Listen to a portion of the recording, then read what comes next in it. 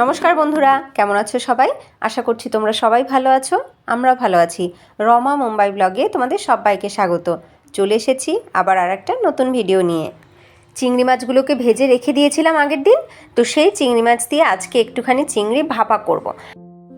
তো দেখো, আমি একটা টিফিন বক্সের মধ্যে বাটা মশলাটা নিয়ে নিয়েছি। আমি বাটা মশলার মধ্যে দিয়েছি নারকেল, আদা, কাঁচা লঙ্কা আর সর্ষে, একটুখানি লবণ দিয়ে একসাথে পেস্ট করে নিয়েছিলাম। এইবার তার মধ্যে দিয়ে দিয়েছি আমি হলুদ গুঁড়ো আর দিয়েছি সর্ষের তেল।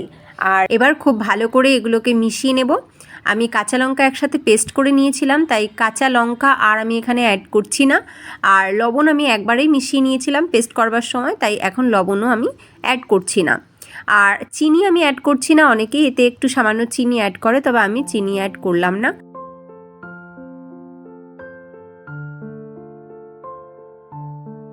সব কিছু খুব ভালো করে মিশিয়ে নেওয়ার পরে এইবার আমি অ্যাড করছি ভেজে রাখা চিংড়ি মাছ।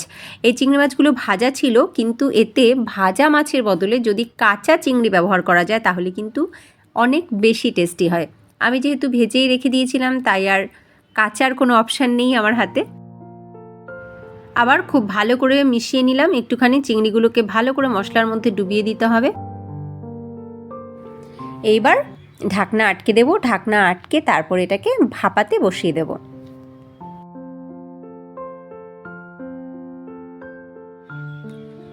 দেখো, জল ফুটতে দিয়ে দিয়েছিলাম আমি, জল কিন্তু ফুটতে শুরু করে দিয়েছে। এইবার আমি টিফিন বক্সটা বসিয়ে দেব।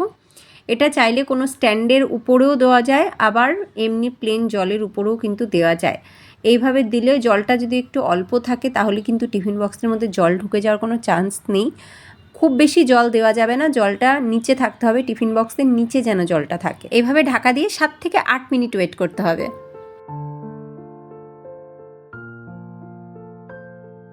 7 থেকে 8 মিনিট পরে আমি গ্যাসের ফ্লেম আমি অফ করে দিয়েছিলাম। এবার বক্সটাকে একটু ঠান্ডা করে নিয়েছি। ঠান্ডা না করলে বক্সটাকে ধরাও যাবে না এবং খুলতেও অসুবিধা হবে। বক্সটা একটু ঠান্ডা হওয়ার পরে এবার আমি খুলছি।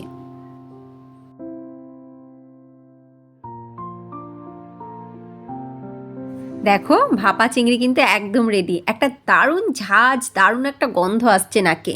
কাঁচা যে সর্ষের তেল দেওয়া হয়েছিল তার একটা দারুণ ঝাঁজ, আর সব কিছু মিলিয়ে একটা দারুণ ফ্লেভার, খুব সুন্দর একটা ফ্লেভার আসছে। আর রঙটা কিন্তু অসাধারণ হয়েছে, রঙটা দারুণ লোভনীয় একটা রঙ, মানে দেখতে পুরো ব্যাপারটা ভীষণই লোভনীয়। গরম ভাতে জাস্ট জমে যাবে। শুধু এই একটা আইটেম দিয়েই কিন্তু খাওয়া হয়ে যাবে, গরম গরম ভাত আর এই চিংড়ি ভাপা। সমস্ত কাজকর্ম সেরে এইবার আমি বসেছি লাঞ্চ করতে।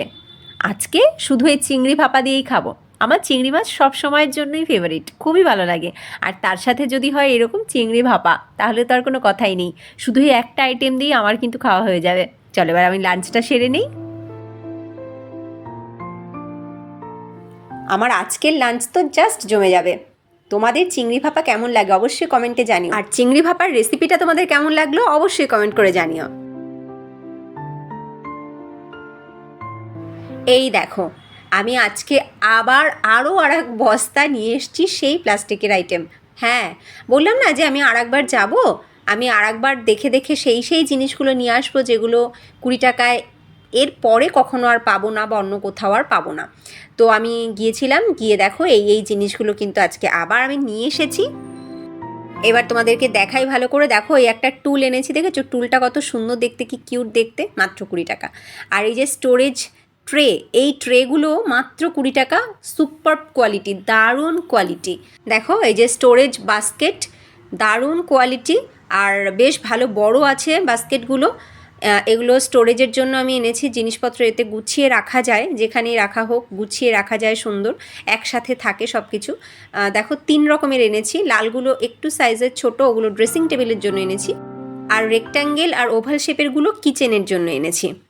আর দেখো, এই যে এই বাস্কেট আমি আরও একটা নিয়ে এসেছি। এই ঝুড়ি সেদিন আমি তো এনেছিলাম লাল রঙের, দেখিয়েছি তোমাদের।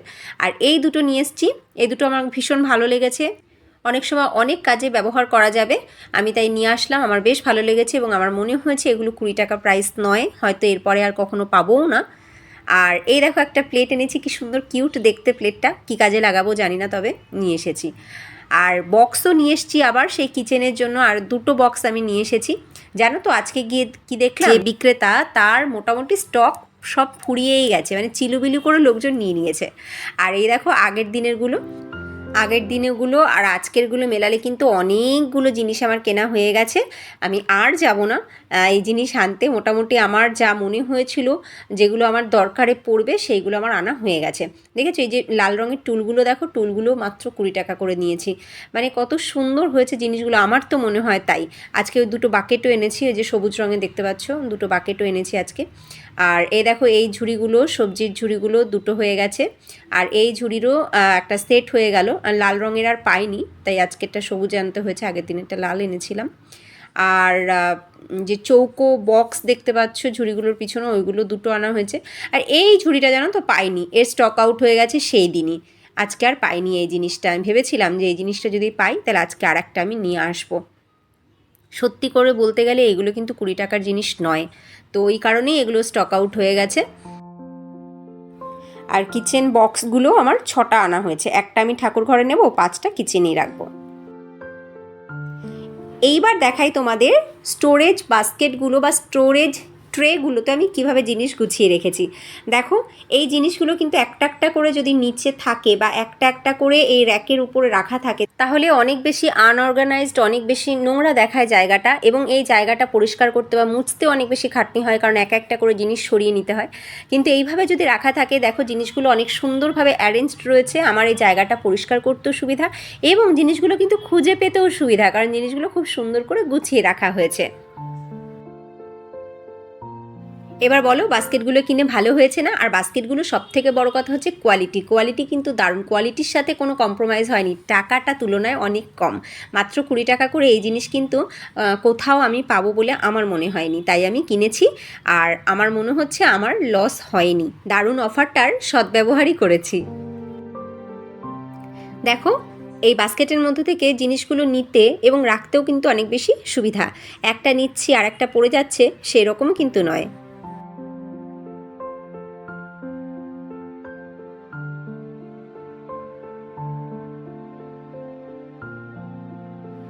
এই দেখো ভেতরে রেখেছি এই যে লাল রঙের বড় বাস্কেটটা, গোল বাস্কেটটা, একটা নিয়ে গেছি ঠাকুর ঘরে আর একটা নিয়ে এসেছি কিচেনে, এই রেডটা কিচেনে নিয়ে এসেছি। এই দেখো এগুলোকে রেখে দিয়েছি ফার্দার ইউজের জন্য, যখন ব্যবহারে দরকার পড়বে তখন আমি নেব।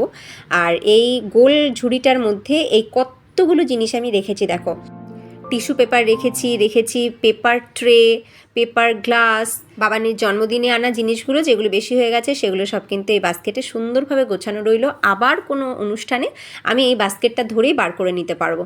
কি সুন্দরভাবে গোছানো রইলো না? যদি একটা একটা করে নিচে থাকতো তাহলে অনেক বেশি নোংরা লাগতো দেখতে।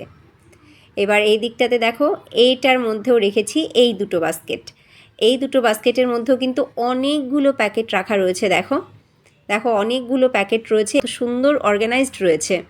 এই প্যাকেটগুলো যদি একটা একটা করে নিচে রাখা থাকতো তাহলে একটা টান দিতে গেলে আর একটা পড়ে যেত এবং অনেক বেশি জায়গা নষ্ট হতো। আর এইগুলো সুন্দরভাবে গোছানো রইলো, বাস্কেটটা ধরে টান দিলাম, বাস্কেট থেকে তুলে নিলাম, আবার বাস্কেটটাকে ঠেলা দিয়ে ভেতরে ঢুকিয়ে রাখলাম। ব্যাপারটা অনেক বেশি ইজি, অনেক বেশি সুন্দর না, অনেক বেশি অর্গানাইজড। আর জায়গাটাও পরিষ্কার করতে কত সুবিধা, বাস্কেটটা ধরে টান দিলাম, নিচে নামিয়ে হালকা হাতে জায়গাটাকে মুছিয়ে পরিষ্কার করে আবার বাস্কেটটা ঠেলা দিয়ে ঢুকিয়ে রাখলাম। কি হয় না, কাজে অনেক বেশি সুবিধা।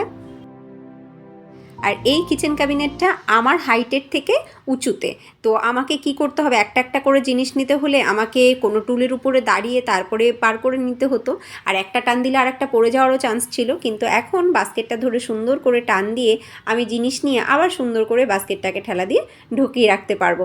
আমার ক্ষেত্রে তো আমার মনে হচ্ছে আমার অনেক সুবিধাই হলো, জায়গাটা অর্গানাইজড রইলো, সুন্দর পরিষ্কার রইলো।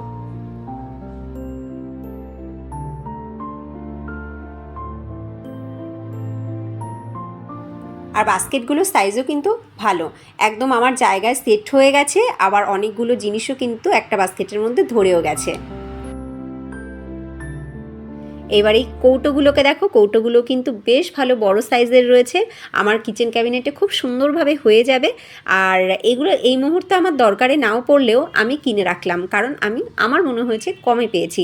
এগুলোকে এখন ধুয়ে ঠুয়ে সুন্দর করে গুছিয়ে রাখতে হবে, তো এখনও ধোয়া হয়নি তাই এখানে রয়ে গেছে। আমি প্রথম দিন 2টো কিনেছিলাম আর আজকে গিয়ে কিন্তু 4টে কিনে এনেছি, তো হয়ে গেছে আমার একটা সেট 6টার। এবার এই বাস্কেটটাকে দেখো, এই বাস্কেটটা আমি কিনেইছিলাম ড্রেসিং টেবিলের জন্য, সাইজের ছোট, আর রঙটা খুব ভালো লেগেছে আমার। আর এই যে যে কোয়ালিটিটা, এই বাস্কেটটা যে ব্র্যান্ডের, এই ব্র্যান্ডটা কিন্তু অনলাইনেও পাওয়া যায়। দারুণ কোয়ালিটি, দারুণ, যেমন মজবুত তেমনি কিন্তু মানে গ্লেজ খুবই সুন্দর। আর অনলাইনে কিন্তু আমি এত সস্তায় দেখিনি, এই সেম জিনিসই আমি অনলাইনে দেখেছি কিন্তু এত সস্তায় দেখিনি, মাত্র 20 টাকা করে। তাই আমার মনে হয়েছে ডিলটা সত্যি খুব ভালো, তাই আমি কিনে নিয়েছি। তোমাদের কেমন লাগলো আমার এই 20 টাকার শপিং, কেমন লাগলো আমার সমস্ত জিনিস, কেমন লাগলো আজকের এই ব্লগটা, অবশ্যই তোমরা কমেন্ট করে জানাবে। যদি ভালো লাগে তাহলে লাইক করো, আর নতুন বন্ধুরা যদি তোমাদের ভালো লাগে তাহলে লাইক করে সাবস্ক্রাইব করে আমাদের সাথে থেকো। আবার তোমাদের সাথে দেখা হবে নেক্সট ভিডিওতে, ততক্ষণ তোমরা সবাই ভালো থেকো, সুস্থ থেকো, টাটা।